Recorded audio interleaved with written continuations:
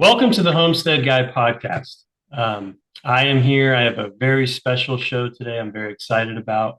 I am here with Bill and Bobbi Epps.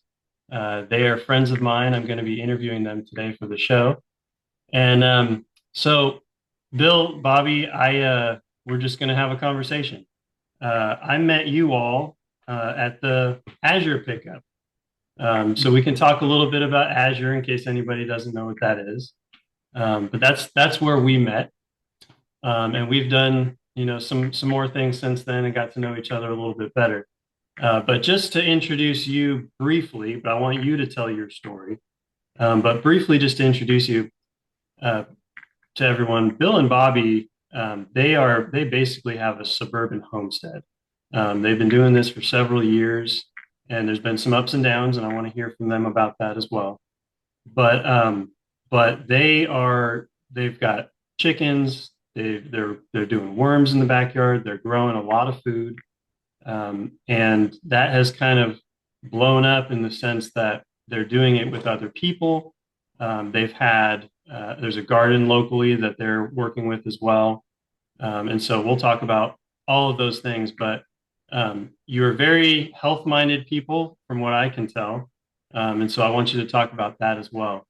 But so I'll just let one of you start and just give us as much or as little as a background as possible. I mean, if this story goes way back, give us a little seed from where homesteading or health or whatever was the impetus for how you live your life now.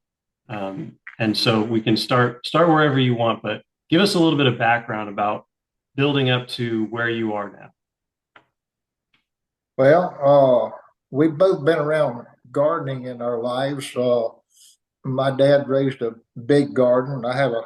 From a large family, so he raised a lot of food. And so I was familiar with gardening already. And when we got here, and I don't really know, I can't give you a specific time we started in this direction, but before we met, I was the junk food junkie. And the type of work I did, the life I lived, it was convenient and it was easy, but it was also not good. Mm-hmm. Over the years after we met, we just kind of learned as we learned more and we heard more and we started digging into it. And some of the things that we thought were healthy food, processed type foods, vitamin rich, the more we learned, the more we realized that this is not as good and nutritious as what it's made out to be. So we started doing more. We started growing vegetables in pots in the backyard. Then one day we saw a bag of worm castings and saw what the price of it was. And so Bobbi, she ordered 5,000 worms. Thinking, oh, we're worm ranchers. Yeah, yeah. But it's just been a progressive thing on and on. We'll learn a little bit and we'll apply what we learn if it can work here and how do we make it work. And it's been interesting. Mm-hmm, mm-hmm. And, my family did some gardening coming up, and my grannies did quite a bit. And she did some, little bit different, but most traditional, not too much out of the ordinary. But she would make some manure tea if she had access, stuff like that, but still some chemical applications. So that's what I knew. But we would just hear tidbits and become interested and learn a little bit more and hear a little bit more. So it was very gradual. There was no one, oh, wow moment through the years. Yeah. No, that resonates with me. I feel like it was a very slow process for us, right? We became aware of, we became more health-minded. Maybe it was about 10 years ago. It's when our oldest was little. And so she was having some minor health problems, and we went to a nutritionist. And I mean, he, you know, pink salt took care of whatever the issue was that people were going to throw all kinds of drugs at, or just didn't know what to do with. And so we're like, huh, you know, and that's when we started to realize that you really can solve some of your health problems with food. So, and then from there, you just, you know, I know you all know about Weston A. Price. In fact, you were sharing with me some of the physical hard copy magazines that I've never seen before. So how did you hear about Weston Price? How long have you been on that track? It's been several years, and maybe just through like listening to a podcast, and then something. Now, we had a friend many years ago that was a homeopath. Mm-hmm. So she would give us some names or some resources. So I don't know the exact person that did that, but then I started. We joined actually Weston A. Price. Our phone is resting on the Nourishing Traditions book right now. Yeah. So, but Do you all so, have the cookbooks? Do you all cook with the cookbooks? yes, Okay. yes. Yeah. So that is the cookbook, you Okay. know, right here that Right. it's rested on. The yellow one, you know. Yep. Yep. We got that one. Mhm. So, and then we just heard about that and started reading it, and some of it was pretty foreign to Mhm. us. So then we would look up other resources, you know, other people, not have a single source, and just keep looking. Now, I was born west of the Mississippi, so they had more osteopaths than MDs, and they have a little bit different philosophy. So I had a little bit of that in my background. Mhm. You know, so I was familiar with a little bit of this. Yeah. Just from that. But there was no, because we've been thinking about this. Who told us? No one person. It was just gradual. We'd learn a little bit and dive a little deeper, learn a little bit and dive a little deeper.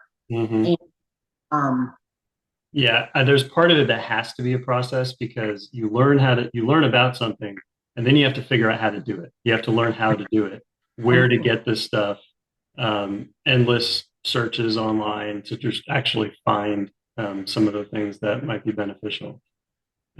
So that kind of leads me to where we met with Azure. I mean, how did you all find Azure? You all volunteered at the drops. So how did you first hear about it, and how did that all get started for you? it would be on some of the YouTube. Actually, sorry, first tell the listeners what it is because we haven't even covered that. So Okay. Azure is a company, a family-owned company out in Oregon that vets all their products carefully, so we're confident in it. They sell organic. They sell some that's not organic, but it's non-GMO. They sell everything from food to live plants in the springtime for your garden, to animal feed, to salt, you know, like funnels. I ordered funnels this because I needed something to refill my spices. Lots of spices and herbs. They have a lot of stuff. Yes. And they have great customer service. Mhm. And so once a month you order it online, and it comes in a tractor trailer, and your drop coordinator finds a parking lot that will allow tractor trailer and 50 to 70 cars. Mhm. And we line up, get to know each other, and we, as you're physically able. I have a bad back. I can't physically unload that stuff. As you're physically able, you unload the truck, you get to know people, you while you're standing in line, you get to talk and build a community, basically. Yeah. Because if people are standing in line to unload a truck for their groceries, you're already pretty like-minded. Right. So if you walk up to them and say, I raise worms, they're going to go, me too, or I want to do that next year. They're gonna be able to relate to what you just said. Yeah, yeah. Most of the people that I've told about this podcast at the drop, they either say, "Oh wow, that's great," they love it, or not podcasting, but homesteading. They're like, "Yeah, we do that. We do that already." Uh, Most people. Mhm. And it's yeah. interesting how the Lord coordinates things like that, because we had been talking for some time about rebuilding our chicken yard. Hmm. Making it a little bit more attractive to the our neighborhood, to make it more practical. We had something that worked, but it was Yeah. not overly practical. And we was debating, how do we want to do this? Or not debating, but just trying to decide, how do we want to do it? How can we do it? And then one day, you come up and handed a flyer to uh, us and introduced yourself. And when we got to reading it that night, I said, well, why don't we give him a call? Mhm. Yeah. And now we have a functional chicken yard that looks great. Yeah. The most okay. Oh, But we had seen you for months mhm, at the drop. Mhm. So, you weren't a stranger. We had worked with you mhm, unloading this truck. Right. yes. Yeah. So, so that was, we probably wouldn't have called you if we'd seen a flyer on the street, Mhm, or in the phone book. Or Hmm. we wouldn't have just called you, but we Yeah. had been around you. mhm, We Yeah. knew, kind of already knew some of your principles because you were unloading the truck. Hmm. Yeah. That's a good marketing lesson there. Um, but yeah, yeah, right. So we worked together in your backyard. You had, like you said, you had all these systems. You had worms, you had chickens, you had deep bed, composting going on with your chickens. And I just helped you with some of that infrastructure, some of the carpentry skills that the Lord's blessed me with. And we Yes. were able to team up and, um, and help each other. So, You were the thing that I liked it all, but what I liked is we had some old cedar planks laying around that we had no use for anymore. You saw in those planks a beautiful gate. mhm. You had to cut them down and do whatever, but you saw in those a beautiful, functional, with the live edges on the cedar gate.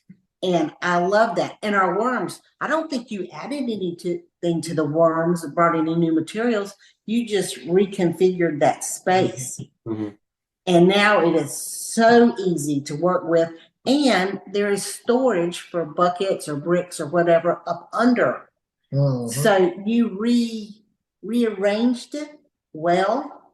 So that's a skill set we don't have Yes. See, that you brought. what we had, like I said, was functional. It worked, but it wasn't practical. The worm setup I had, it was borderline being extremely frustrating, because it was so bad back there, just trying to maneuver it all. Yeah. And you've changed it with the way you set it up, and it's totally 100% better setup than what we had. Mm-hmm.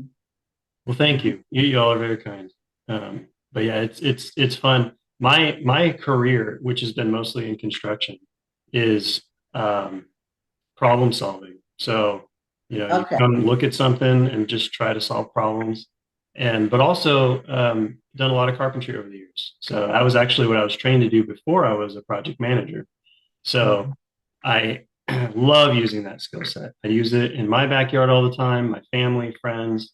And so that's my goal, is just to be able to use that in a wider base, with in the community for people like y'all.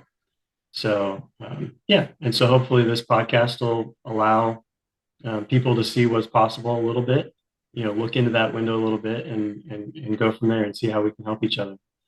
We've talked about. I was interviewed when I was doing the interview with Joel Salatin. I was actually working with you all that time, and we talked about that quite a bit. And I was asking Joel about his book. We were talking about multi-generational businesses, or farming is really what he's doing. And so we talked about that a little bit, didn't we? I mean, just how being not necessarily in the same family, multi-generational, but how people at different stages in life can help each other. And the kids, young kids, are part of that. my kids are out in the yard all the time with me doing things that I either am less excited than they are to do. Maybe I'm not even as good at it as they are. And they just bring a fresh perspective that adds joy and even productivity to the situation. So, how have you all seen that? And don't just keep talking about, me, but in your life. I mean, how at church or in your family, how has that been something that's been beneficial to you all? Now we are gardening in another space right now, and we'll probably get to that in a minute. But usually we're probably the older ones, average of 70 here. We're both retired. So most of the people we're working with are younger in this space. And the energy and the abilities that they have. And then sometimes they'll say, well, what do you think about this? Because we've had many more years to see things happening. What do you think? Do you have any, older wisdom? That's nice. And so we've had a lot of years to observe. I'm an observer of people, of things going on. And so that's part of it. But the enthusiasm, I read something the other day that said, go about doing your day like a 4-year-old in a Batman t-shirt. So I love it. So that's how we want to do it. We just do it a little bit slower. And see, it's one thing is to make it fun. Like some years ago, I was a game coordinator for a vacation Bible school. On the last day, the little kids stayed at the church while the big kids went on a field trip. And I let them just kick cardboard boxes all over the yard. And then I told them, said, kids, see, we got one more game. Said, it's called Fod Walk Down. Said, all of you line up in a straight line and walk that way, and everything and explain that Fod Walk Down. We used that in the Navy and the Air Force, where people would line up and walk down the runway, the tarmac and everything, and any little tidbit they found, a nut, bolt, piece of wire, whatever it was, they picked. Yeah, that's because a jet blast off of an airplane, it can take a bolt, a 1/4-inch bolt, and turn it into a very big bullet. So we had all that stuff up. Well, that's what the Fod Walk Down is. And I had these kids, they were out there working like all get out, picking up trash and boxes and everything else. Yeah. But they had the most fun. That was the most fun they had all week. We also took that to the farmers market a few years ago with a educational booth. They invited us in, and we didn't sell anything. We didn't have anything to sell, but we set up and we would teach the children, and we bring things like that microscope that we showed you. Let the kids look at things, bugs and stuff like that through the microscope, and just educate them, show them, you see this little teeny seed here? This seed is a tomato seed. Everything that seed needs to know how to grow into a huge tomato plant is in here. And we try to make it fun for the kids to see and learn all this. Yeah. We love to get back into doing more of that later. We took worms, and that didn't go very well.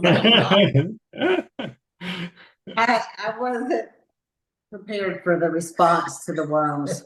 So, did the kids at least want to dig in there and get their hands dirty, or was it the parents that were like, no? Some of the kids did not want to. Most of the parents did not want that to happen.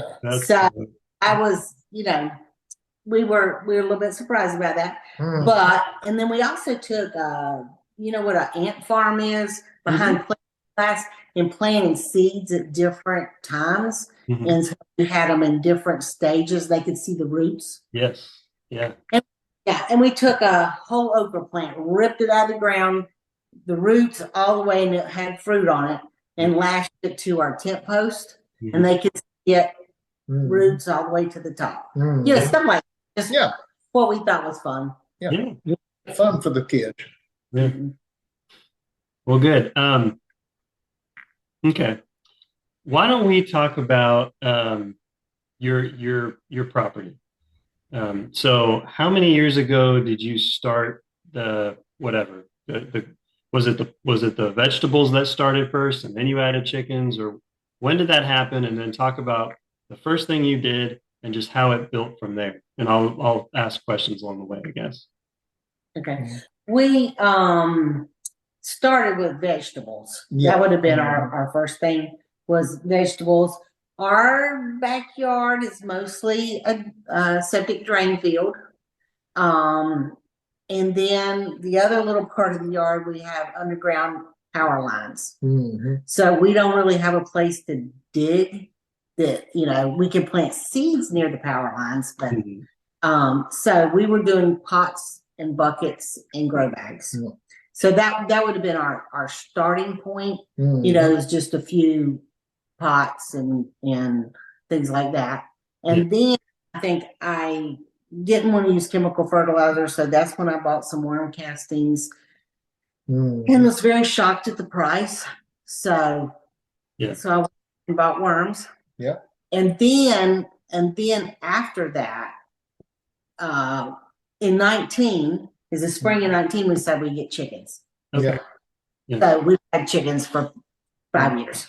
Yeah, we first started out, first plants, we actually started on, we used to have a big wooden deck on the back of the house, just a few pots, a couple of pepper plants and tomato plants and some herbs. And then we moved to the yard and it just started growing. So, and you were, so you had these grow bags and pots and all kinds of different things. And you had to fill them with dirt. So you did that successfully for a while, and then something happened. Tell us about what happened.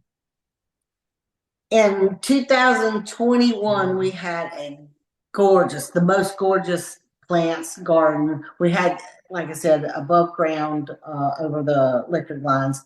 It was beautiful.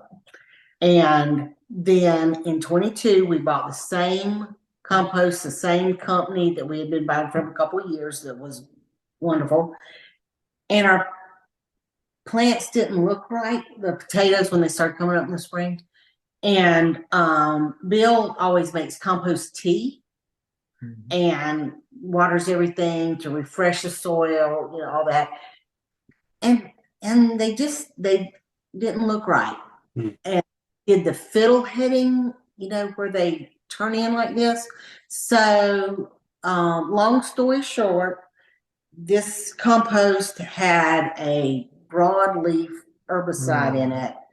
And you know, the company came back after contacting them and having some testing done that probably had an 18-month half-life, this broadleaf herbicide, where they said other herbicides would have a 35-day half-life. So this had, you know, so it was devastating to all of our plants, especially nightshades and legumes. That's where it shows up first. And what really scared us was we had a 25-gallon grow bag, and we had tomato in the center and onions around the perimeter. The onions looked perfect. They looked perfect, even though they were in the same soil. So this herbicide only shows in certain types of leaf structure. Broadly.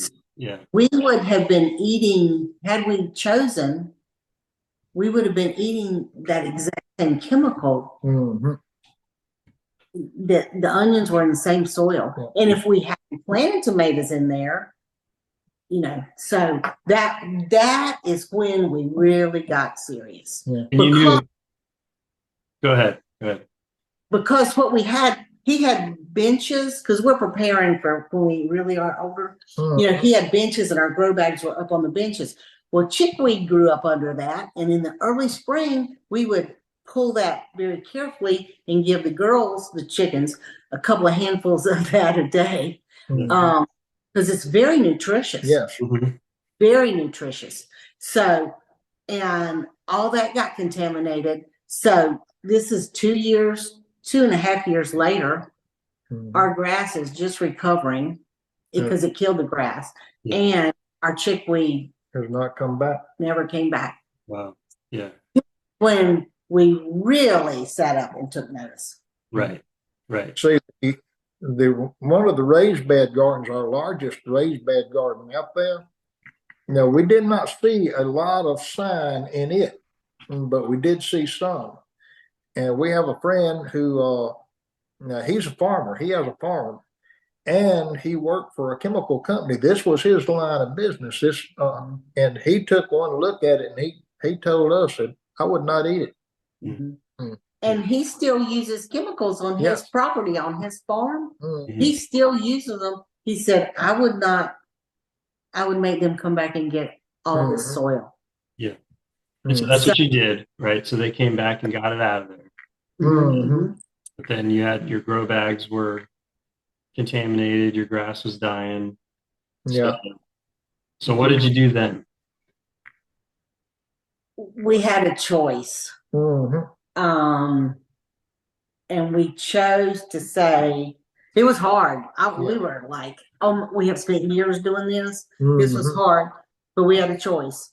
And we decided these people are now on our radar. Mm-hmm. We will choose to pray for them. Yes. Whatever, for the Lord to bless them, whatever it is. Mhm. They wouldn't have been on our radar before, but they are on our radar now, and we will choose to pray blessings on them. And then the Lord stepped in and blessed us. Yes. More. We have more than we had before, because one of the farmers from the farmers market, who we had been a customer from for years, said, I have a place in my garden I'm not using this year. In her fenced garden, fenced for deer, in her irrigated garden, she said, I have a place and you are welcome to it.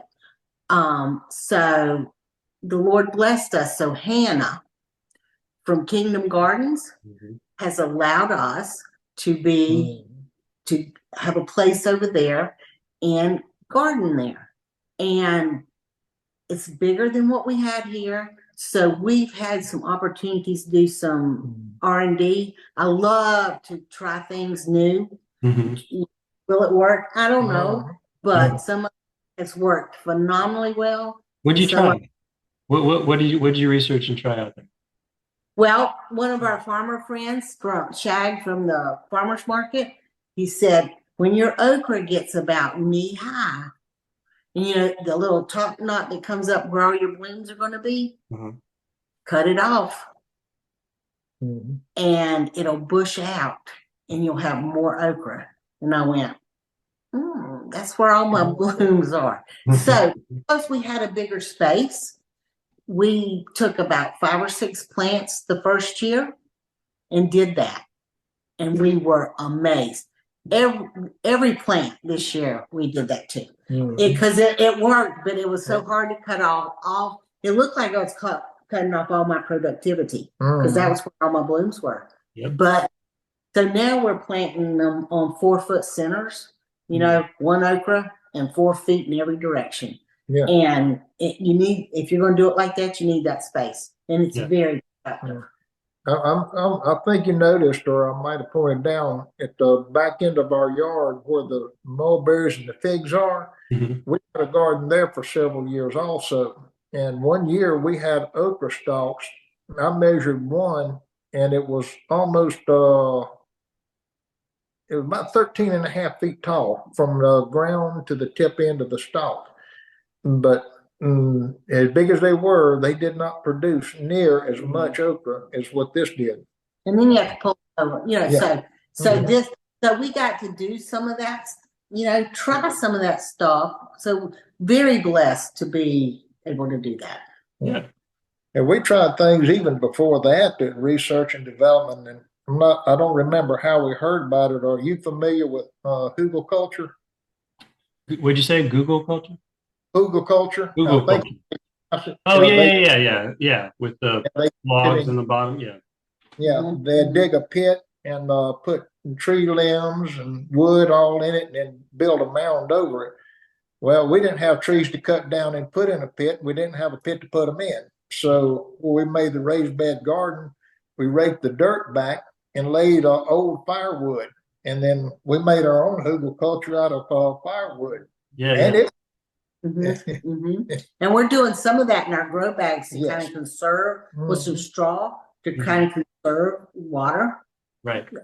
And another thing that we tried, because we're not spraying, no poison, any of that stuff. Mhm. We went and we had a kudzu bugs this year, like tons of them. Bill said, let's go get one of those little vacuum cleaners like you use for the car. Yeah. We vacuumed up, I couldn't tell you how many thousands. I was making a joke when I said it. Well, we did the same thing with squash bugs. Somebody on YouTube was saying, yeah, because we just Googled it. You said Google culture. I thought you said Google culture. I'm like, but yeah, I mean, we on YouTube, the guy was using a dust buster. That's what we used to call them, right? And just vacuuming up squash bugs. So yeah. So yeah. Well, I can tell you one thing that we didn't try it this year, but years ago that doesn't work. And you have to laugh about it. You just try it and laugh. Yeah. Fire ants I have no mercy on fire ants. Because so we had in the front yard, we had a bunch of mounds that we could not, without poison, had not figured out how to get rid of. I heard somewhere that dry ice, carbon dioxide, sinks. That's what dry ice is. So I decided it would be a good idea to get dry ice and suffocate the fire ants. Yeah. So and he went along with me. We got an ice chest full of dry ice, and he'd go out there and you take duct tape and you wrap it sticky side out around your shovel and around the cuff of your pants. And we dug holes and put dry ice in there and covered it back up, the dirt. And when we got through, we turned around and looked, and we had about 12 places where this fog was coming up over our front yard. It didn't work. So don't try that. Well, I've seen my neighbor pouring gasoline and lighting things. Yeah. Fight with fire, fight with dry ice. There's a number of ways to do it. Yeah, we've done any ants that get in the house, we'll use like a borax solution. With the sugar ants, you can just mix it with sugar. But for fire ants, peanut butter works better. We've actually done this when we went camping somewhere that there were fire ants all around and they were trying to get in the tent. So we just mix up the borax with peanut butter, set it out in these little traps, and they eat it and they're gone. Takes care of it. Yeah. We will do that. And the peanut butter works better on the fire ants than the sugar. They don't care about the sugar. So we will try that this afternoon because we have borax and peanut butter. There you go. We're going to do the cheap butter. We're not using that organic stuff. It costs too much. Now, some of the disappointments, you have to just laugh and go on. I mean, like the one with the poison was rough, but like years ago, you saw the old raised bed garden we abandoned years ago. Mm-hmm. Home, and one of the tomato vines was on the ground, and there was our dog with a big tomatoey smile on his face. Mm-hmm. And one year I grew a patio tomato, and I've been around gardening for a lot of years, but I've never seen a patio tomato that large. This thing was huge. Yeah. And Bobbi said, tomorrow it'll be ready. And she get ready for a tomato sandwich. 30 minutes later, I looked out there and 11 chickens had that tomato surrounded. Out there was only a little bitty string hanging there. It was gone, and you just have to laugh and go on. Yeah. Okay, so the contamination thing happened, and I love that you have that sort of redemption story where the Lord allowed you to have grace with the people that were responsible, and then He blessed you immensely. So I love to hear that. But then talk about so moving forward now, so we already discussed how I was able to come over and help you all. What are your plans now? So are you, now that you've done some research and development at Kingdom Gardens with Hannah, and you're getting back there, I mean, is the contamination's pretty much gone? Do you still see any lingering effects? I'm trying to think. I think you said all your grass seems to be growing back just fine. Um, so are you, so now that you're getting back to get ready to go, you've got your deep bedding with the chickens, so you're building your own soil. And then is there anything else that you're planning to do differently this time? Are you're gearing up, you're making plans for the spring? Talk about the future. What do you hope to do there? One thing we have just been learning about herbs, both culinary but also medicinal herbs. So I want to continue to learn about that and to implement some of that in some of our growing spaces here. And I don't know much about it other than I want to learn about it. Yeah. So that's because I have tried some of them on Bill, but back years ago when they said everybody takes a baby aspirin a day because it'll do you good. Well, he bleeds heavily now. You look at him sharp and he's gonna bleed heavy. So we found out about yarrow, and that stops it immediately. So I want to learn how to do some of that in some of the space we have in our. We won't have near as many grow bags probably as we had at that time, but in some of those, I want to do some of that. That's one place we want to learn and grow. Yeah, I don't know that we'll ever go back to a raised bed garden again. We may or may not. We just have to see what comes our way. But we want to make it what we do plant, be it a lot or a little. We want to make it easy. You know, like I say, I'm not a young man anymore. But if we can make it easy and productive, and make it beautiful for the neighbors, and bringing, like I say, bringing people as the Lord allows to, we can show them, teach them, use it to encourage other people to grow something themselves. Yes, spark their interest. Yes, especially children. You know, especially children. Yeah. So that would be good. So you all are open to having educational type stuff on your property. Are you thinking you might do it elsewhere too, like at the farmer's market, or I know the Country Carrot has plans to be doing more of that. Oh, I wasn't aware. Okay, that's something to look into. Yeah, they're in their new space now, and they would like to use the back room to do some classes and stuff. Oh, okay. Well, I was not aware. That's good to know. That's community. See right here? That's right. Sharing all this. And we've learned some spiritual lessons in this as well. And one of the things, because I did it just the other day again, you know how your indeterminate tomatoes, that if you're not really on top of them, they are viney and twisted and stuff. Yeah. But because I just got through doing it, I was pruning them, and I thought, I've traced this out and I know which vine I'm fixing to cut. Well, that wasn't true, because when I cut it and pulled it, it's one that had all the fruit on it. And I thought, and I've done that before in years past, and I thought, you know, anytime the Lord prunes me, he never makes a mistake. He knows exactly what he's pruning off of me. Yes. It's never a mistake before it gets pruned. That's right. So, you know, those kind of things we enjoy sharing. Yeah. So it's so good to you're constantly learning when you're working outside. The Lord is constantly teaching us different things about himself.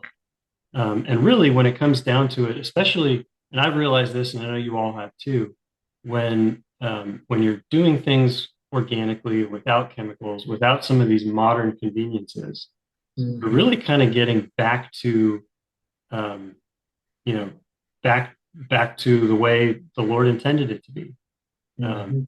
And so I know, Bill, that you have some ideas about that as far as like, using biblical principles. Can you talk a little bit about that with, when it comes down to soil and the microbes in the soil? Sure. We learned it from, and I had seen it as a kid. We'd go down there sometimes in the woods behind the house where I grew up and harvest some of the wood dirt, as my dad would call it, because we knew it was rich.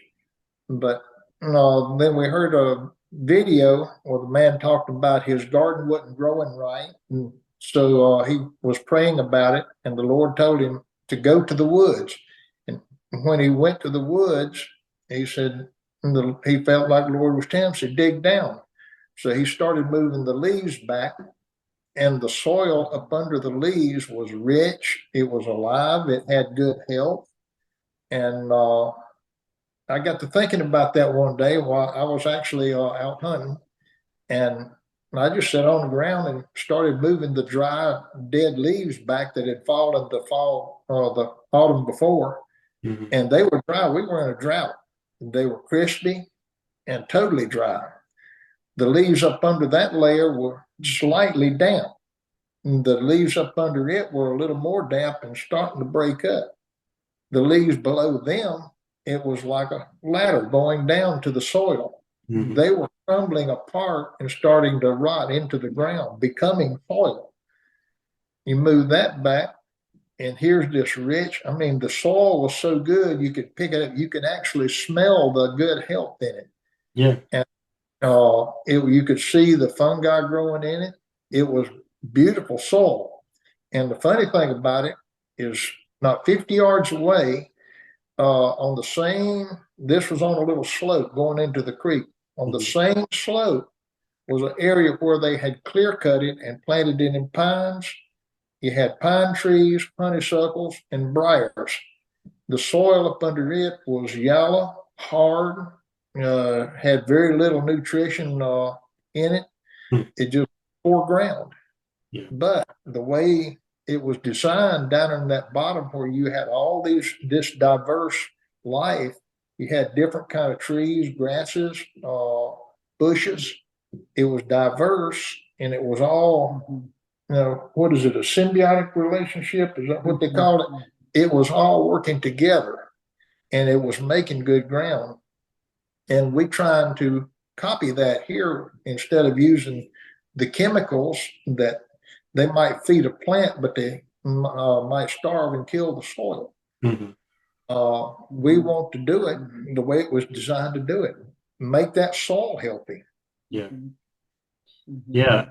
When it comes to permaculture, right? And a lot of people that are into permaculture, or at least have been in the past, are not necessarily believers. They might be a little bit more about nature than the creator. Um, but and so when you think about that, I think you have to take it, you know, really, I was drawn to it because it reminded me of the creator and how God intended things to be. So just looking at it through a different lens. But I think it's important to look at it through a different lens and even a biblical lens, because the Lord intended those processes to happen and man to be a part of it, and man to tend the earth and take dominion, and for it to be an abundant, productive thing. So whereas maybe not always, but maybe some permaculture practices would be a little bit, let's let nature take its course, and it's going to be a little bit more of a lean situation. Mhm. We can use those principles and cultivate them and add our own inputs, right? That, again, staying with the way the Lord designed it, then you can have a really abundant thing.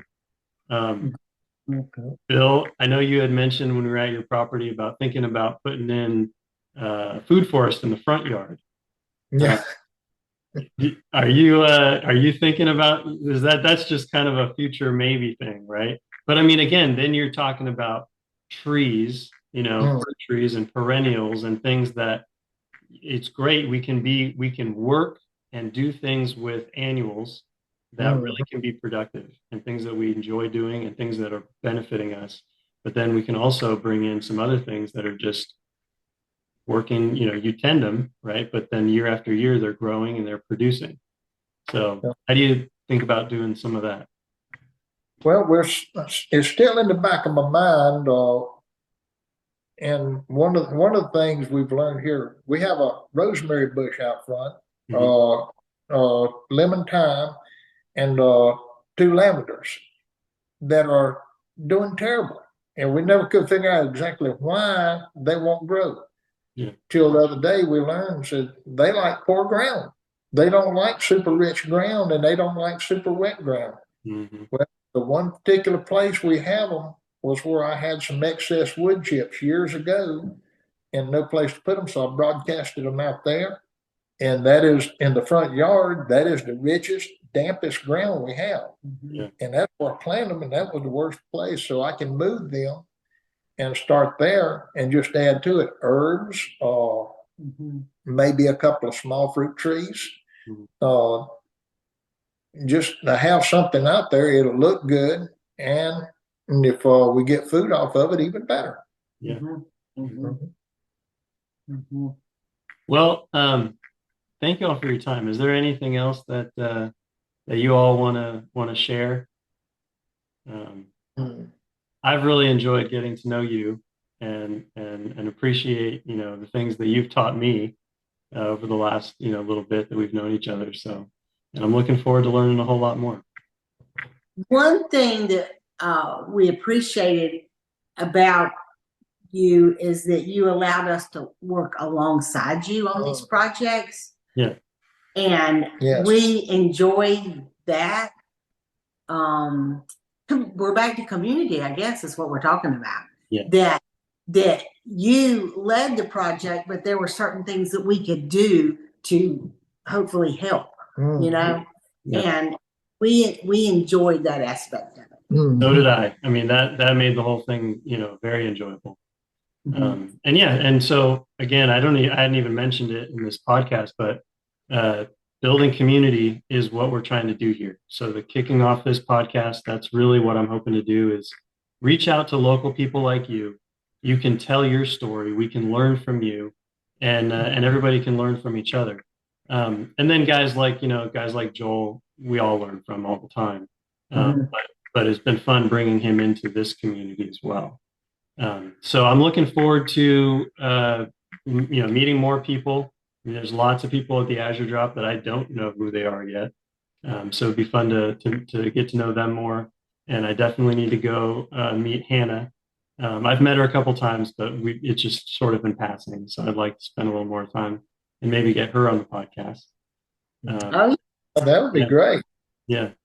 And then, if anybody out there watching is interested in this, please reach out. There's services that I offer, but I'd really just like to bring people into this community. And if you want to come on the podcast, reach out to me. Let's do that. I'd love to do that. And we'll continue building the community in this part of greater York County and beyond here in South Carolina. So thank you all for listening. Thank you, Bill and Bobbi, for coming on the show. And we'll catch you next time. All right. Well, thank you for having us.